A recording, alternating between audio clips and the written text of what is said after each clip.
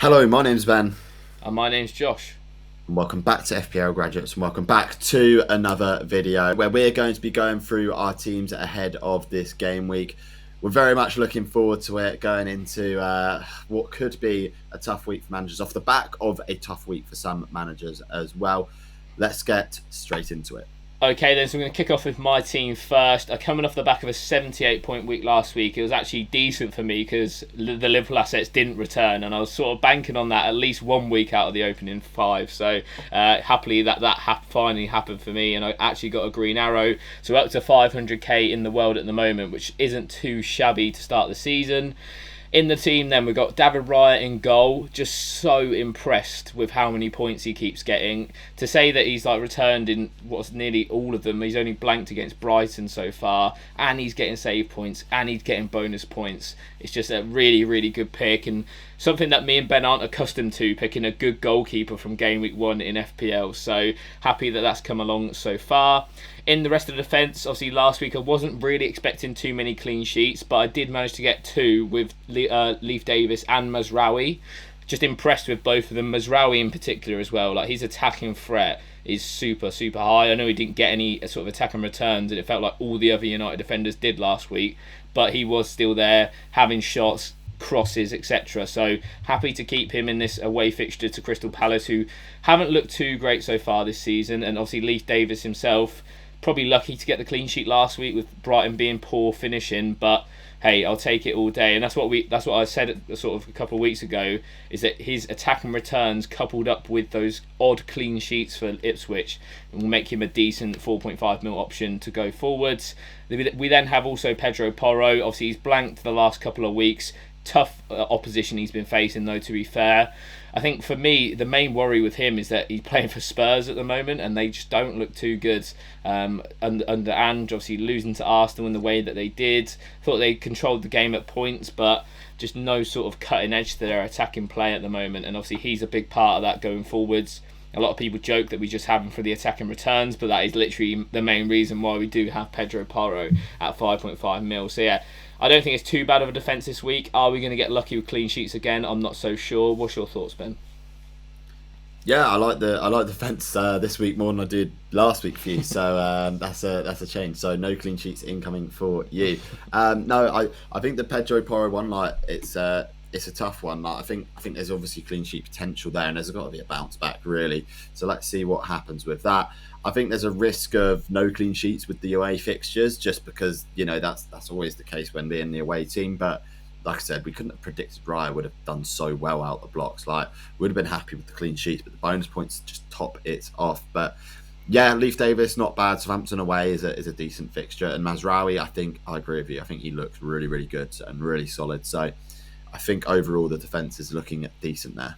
Okay, then, so moving on into the midfield, we've got Bukayo Saka up first. He's obviously returned in every single game week so far this season. Just Mr. Consistent, not really getting the hauls, but just ticking along. Obviously got an assist and a bonus point against Spurs in the North London derby, which he'll happily take. City away, though, probably the trickiest fixture on Arsenal's calendar. I'm just super intrigued to see how this game will pan out. Obviously, last year we saw that really drab 0-0, but it was just sort of proof of concept that Arsenal could go there and defend well and sort of just keep City at bay. I don't think it will be that sort of case this year. Obviously, they've got no Martin Odegaard, which is a massive miss. He's going to be out for probably a prolonged period of time at the moment with damaged ankle ligament is what we sort of had the update from Arteta today, which I just think that sort of gives Saka more creativity, and the sort of burden is more on him, which is fantastic from an FPL manager's point of view. So yeah, happy to own him at the moment, and obviously their fixtures look fantastic from next game week on. So we should be getting some bigger scores from those Arsenal assets. Bruno Fernandes is up next. Obviously got his first return of the season against Southampton. It's just really frustrating owning him because he is just a prime points dodger. Him and Eze just sort of best mates in that department at the moment.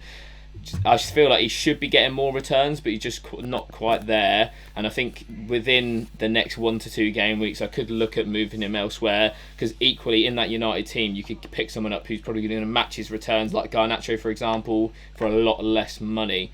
Jota as well, again, someone who loves points dodging, big chances missed left, right, and centre so far. I think his minutes aren't as. I'm not as worried about his minutes as much as maybe Diaz. Obviously, Arnie Slot came out and said that Gakpo would have maybe started ahead of Diaz if he didn't come back in a more fit state, which is obviously quite worrying really for Diaz owners. So I think Jota will still get the next 1 or 2 games up front, but if he continues to miss these chances and sort of being his inner Darwin Nunez, I think we need to worry about him a bit more. And then we've got Morgan Rogers as well, yet another serial points dodger. Somehow hasn't returned yet this season.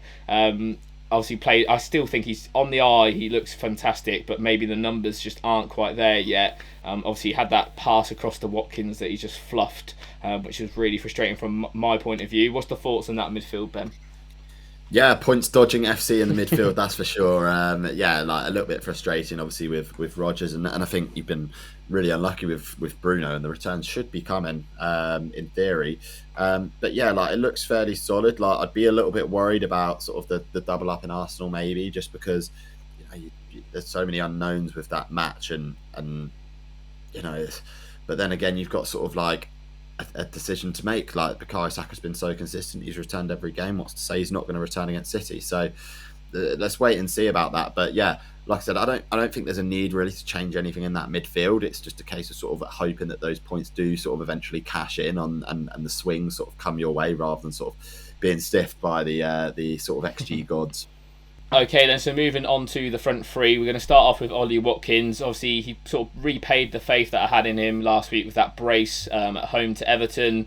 Really nice return from him. Probably could have even had more if he took his chances as well. But happy with the two goals there. He's the vice captain at the moment. Captaincy for me is not 100% nailed. Obviously, I don't have the best captaincy option this week, which is Mo Salah.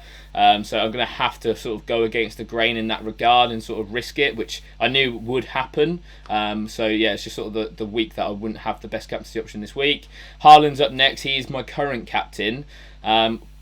It's just that Arsenal defence, they have been conceding a lot more shots than they were last season, and that's why we're seeing these bigger scores from Raya, because he was averaging about 2 saves per game last season. That has sort of jumped up quite dramatically in the opening 4 game weeks so far this season. So I think there is some threat there of Haaland potentially returning, and also the form that he's in is just stupid. He's just scoring goals left, right and centre. So yeah, obviously when the player's in that sort of form, you sort of have to keep the armband on him. So yeah, a bit undecided. I'd say I'm probably 60-40 on the Haaland armband over Watkins at the moment.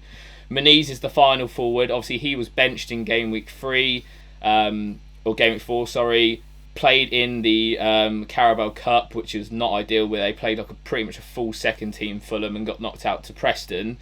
So for me, he is the immediate fire that I need to put out on my team. I've got 2 free transfers so far this week to use, so I could potentially use the midfield. I've got $1 million in the bank as well, so I could use that cash to maybe go up from Murphy to someone, or which is more likely is I'll probably do is Muniz to probably someone like a Calvert-Lewin or a Jamie Vardy of that ilk. I'm not 100% decided yet. I sort of want to wait for all these midweek fixtures to go. We're recording at Wednesday night at the moment, so I can sort of have a proper reassessment come Friday after the press conferences. But yeah, I think that's the one. I'll probably use 1 free transfer, and it'll probably be on Muniz to DCL if you had to put a gun to my head right now. What's your thoughts on the forward line, Ben, and also those proposed transfers?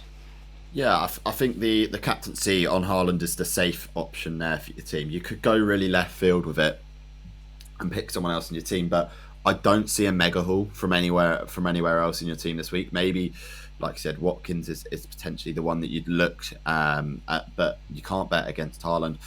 Watkins is a fantastic pick this week. He looks really sharp, and I think he's playing himself again into a bit of form, and you sort of held him through at the right moment for him to sort of bag a brace, so you can't complain about that.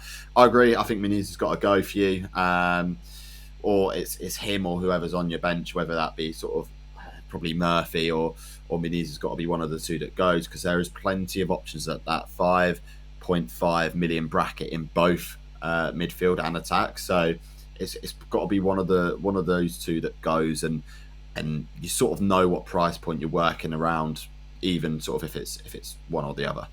Okay, and moving on into my team. Last week we hit 56 points, which wasn't a bad week at all. It looks like we haven't updated the rank from last week though, because that rank has halved in a bit. We're now at 69k in the world, so really sort of fantastic to be able to sort of be such high rank so early on. No doubt that will fall away at some point anyway. So my defence, I've got Raya in goal. I think the save potential is there again this week. Like, we could see sort of a 4 or 5 point sort of return, even if Arsenal concede, which is, you know, quite fantastic. In the defence, we have we are potentially planning on making this free transfer. Robinson out. We're going to bank the 0.1 that we've made from that, as Fulham's fixtures get a little bit tougher from now on, to bring in Trent Alexander-Arnold for Bournemouth at home. The stats are saying everything leads to a haul this game week for Trent, and I definitely want to get involved in that. So I'm very tempted to do that. I think at the moment I've got free transfers, so I can jig around the team quite a bit to fit him in. Like, I've got plenty of flexibility to do so, and I think that's an advantage of saving your free transfers, because you're going to be able to make a move like this and completely change the team structure within free moves. It's a nice option to be able to have this year.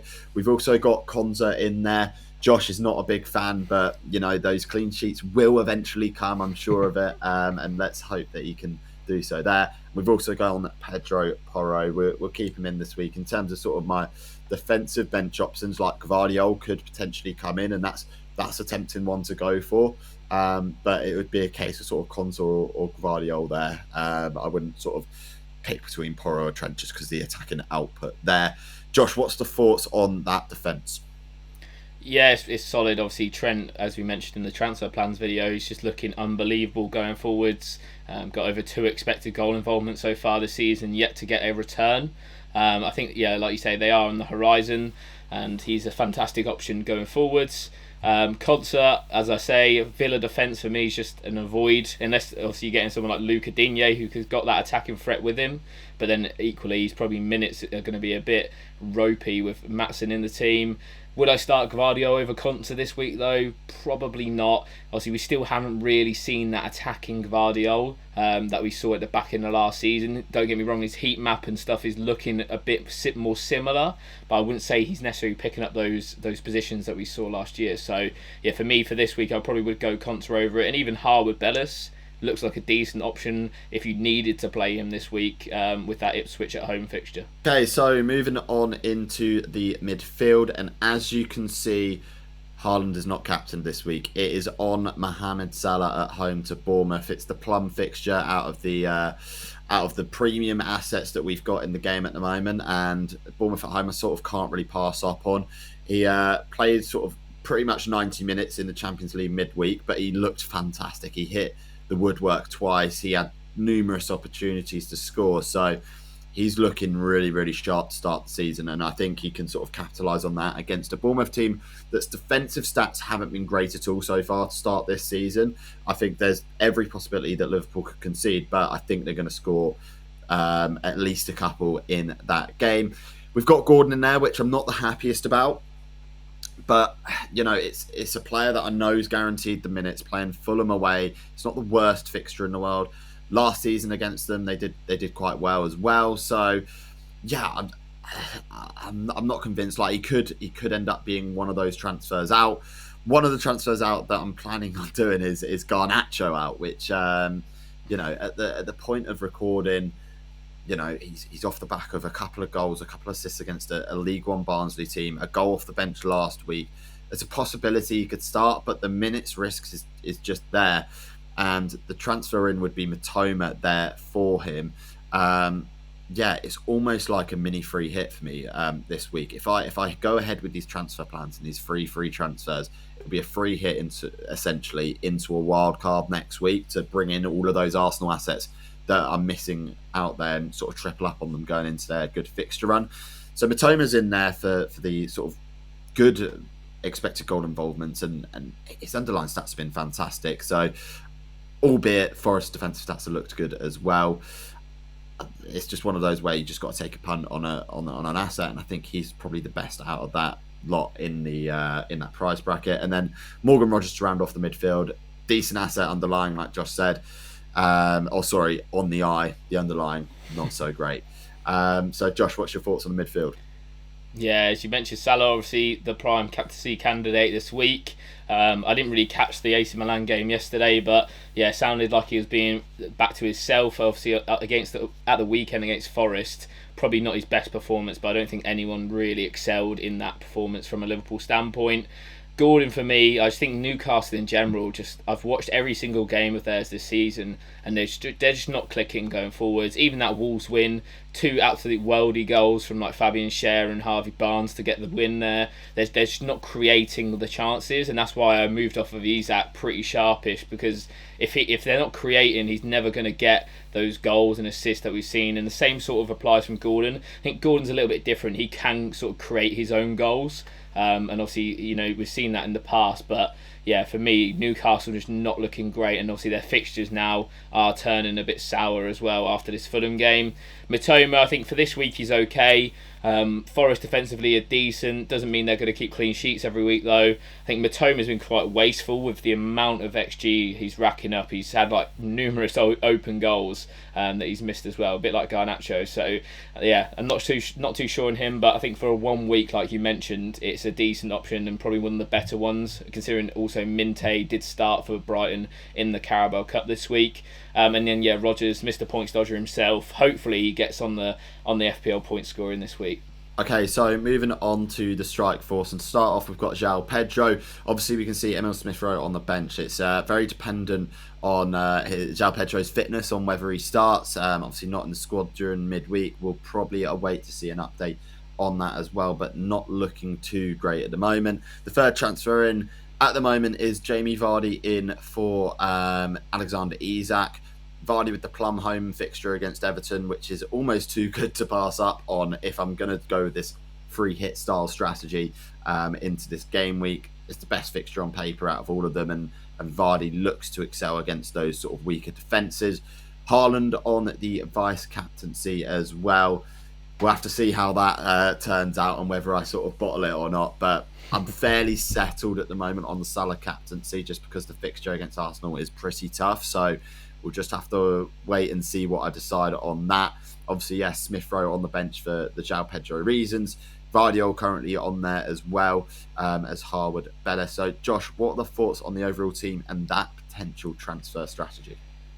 Yeah, I think it's interesting because obviously I think a lot of managers would suggest maybe not to do that in terms of, because obviously you can pull your free transfers through the wild card now. But I think it makes sense in your situation. Obviously, there's a few areas that you might want to change up on. Robinson, for example, against Newcastle is not the best fixture in the world, albeit Newcastle being poor attacking so far this season. Garnacho's a minutes risk as well, so there are definite pros for it, and I think you're bringing in 3 players that if you could choose this week, arguably are some of the best picks in their positions. So yeah, I really like the idea, and I think it sets you up well, especially considering you got Raya, but 0 outfield Arsenal assets so far.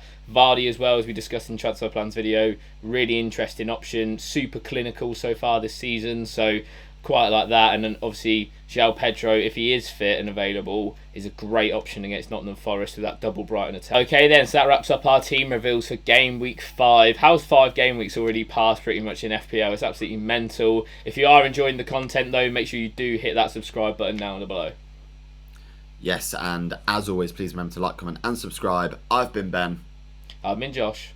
And we'll see you guys next time. Have a good game week, everyone. So you may rise, but you'll never make me wanna stick around you.